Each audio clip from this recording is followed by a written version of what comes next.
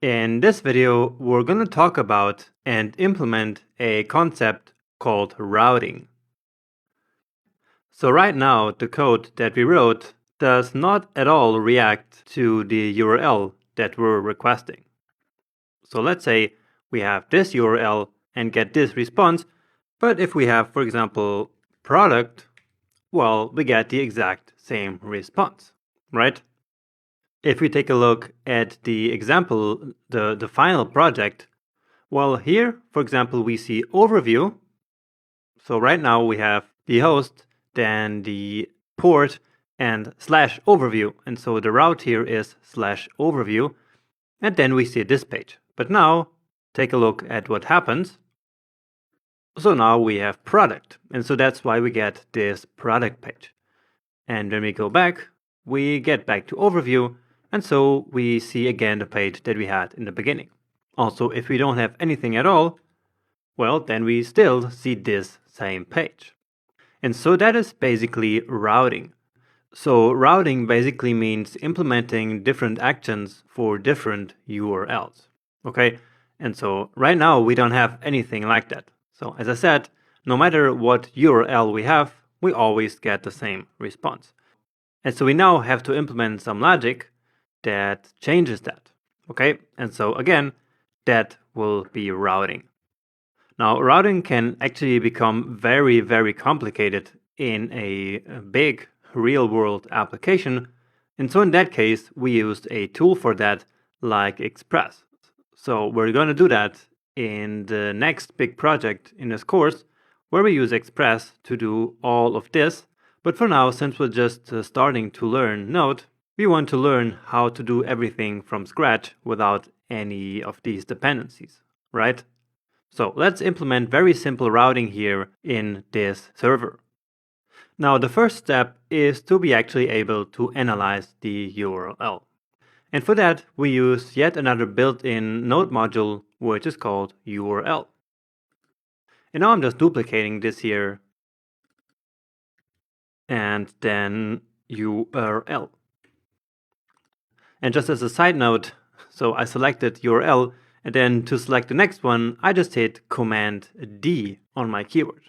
Okay, I know that someone is probably going to ask in the Q&A how I did this trick, and so that's why I'm replying to that basically right now and saying how it works. Anyway, first of all, let's actually take a look at the request.url, and of course I want a console.log of this. So stop the server and run it again. And there's a tool for us to automatically do this. I'm sure some of you will know that. And of course, we're going to use that a bit later. But for now, I want to keep doing it like this. Okay, so let's reload this. Works the same. And here we get the URL. Okay, and we actually get two of them. And what this means is that actually we have two requests, and so actually this callback function here is executed twice. So one console.log has just the slash, and the second one has /favicon. So when we're using a browser, the browser automatically performs a request for the website's favicon. All right. So in this case, we don't have any favicon, and we just ignore this. Okay. So this doesn't really matter.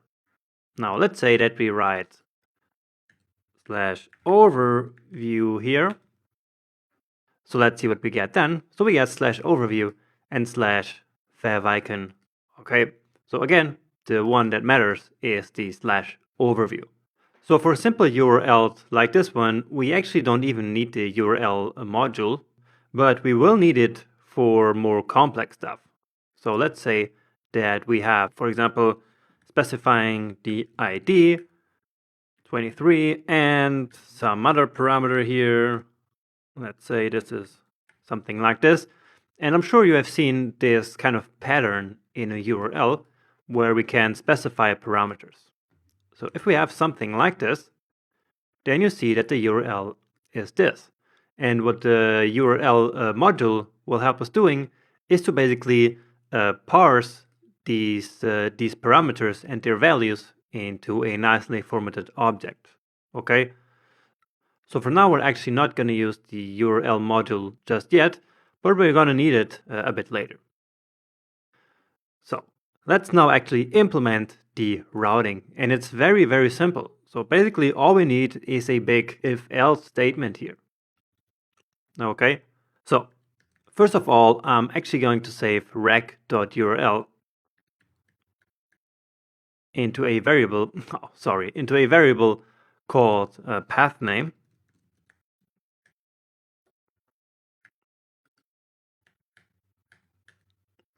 Okay, and so now based on that path name, we will take decisions. So basically send back different responses. So if the path name is equal to overview or slash overview, well, then let's send something to the client. Let's just say this is the overview. Else if the path name is equal to product slash product, well, then all we want to do is to send this is the product. Okay. Now, in case we are at the root of the site, so basically like this, well, then we also want to show the overview. And so let's add that here as well. So path name equals and slash, and then the or. So if the path name is either the root or slash overview, then send back that is an overview, or if it's product, well, then send back product. So very simple stuff, and let's test it out now. Actually, we can just reload, or instead, actually, we need to first finish this again and start it all again. So it's working already. This is the overview.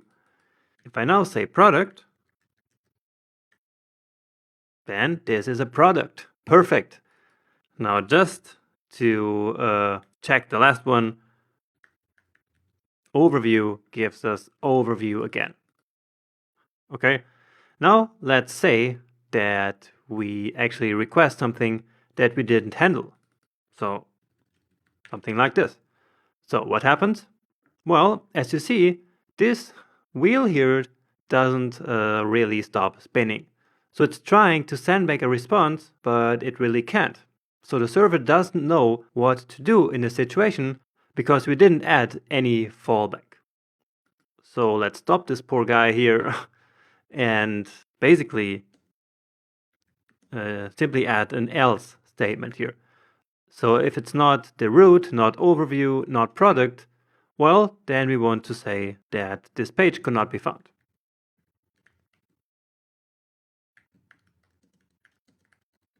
Page not found. Now, many times when on the website you try to open a page that's not found, you see this 404 error, right? And that is actually something called an HTTP status code. And so since we're sending back a response, we can also add the status code to the response.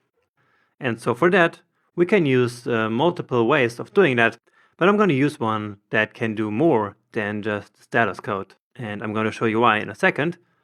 But for now, I'm just saying here res.write the head and then 404. Okay, let's test that now. And so what happens here? Oh, indeed, nothing's happening because I didn't restart the server.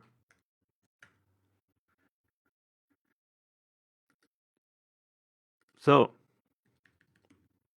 page not found. So, great. Now, what about the 404 status code?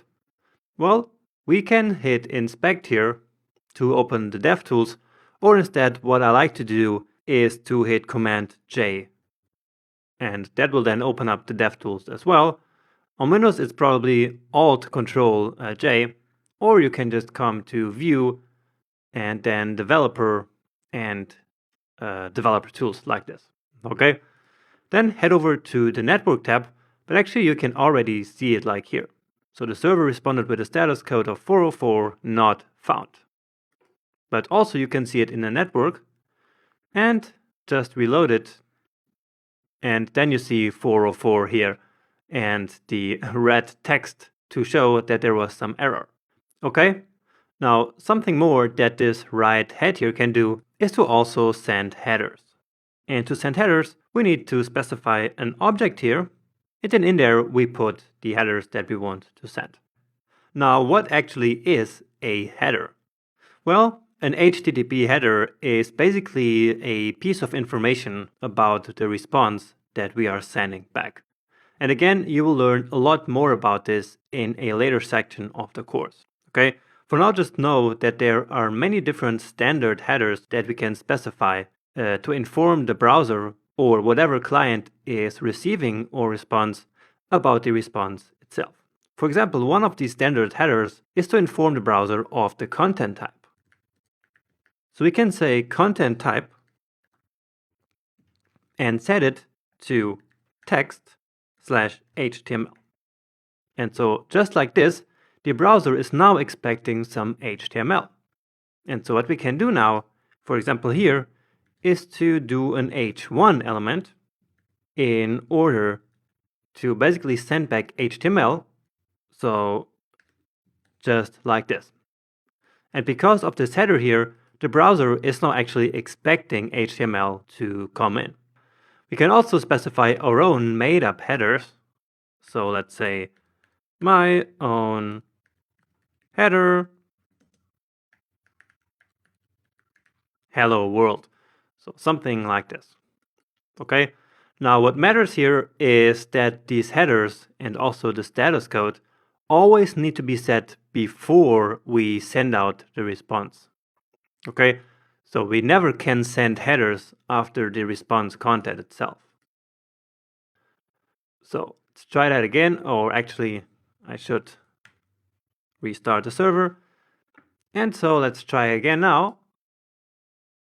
And indeed, we still get our error, but now it looks different. So now we actually have an H1 element here.